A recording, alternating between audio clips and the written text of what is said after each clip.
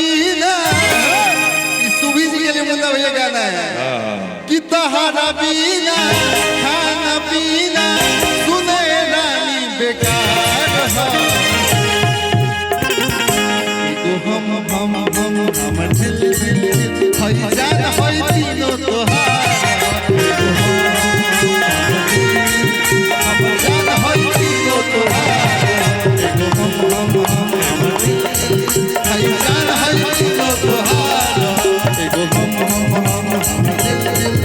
हई जान हई तीनों तोहार। शर्मा जी किधर है? शर्मा जी सुभी भैया थोड़ा सुभी शर्मा को बुलाया जाएगा। तुम्हारे भैया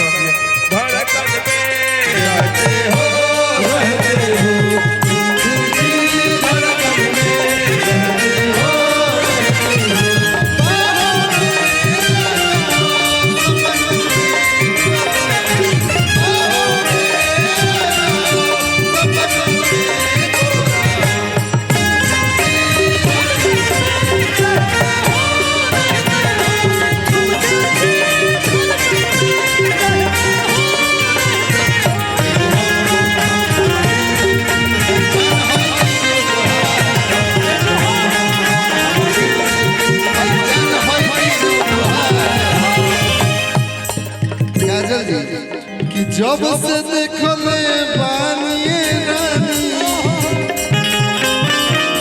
भइल बा दीवाना हो दिन में ना हम खाना खाइले ए झूठियों का खाइले रे कि दिन में ना हम मामा अच्छा के खइला से लिट्टी चोखा रे हमरा के काय कहते खइले कि दिन में ना हम खाना खाइले रात में रही बेगाना हो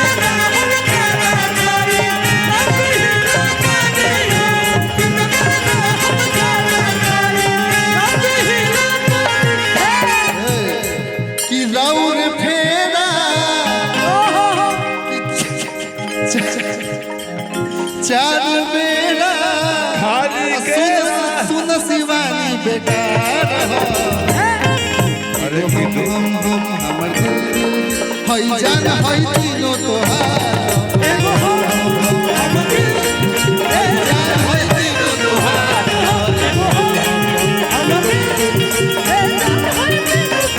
भैया एगो फरमाइश आएगा भाई एगो फरमाइश आला कि सरकाई लो खटिया झाड़ा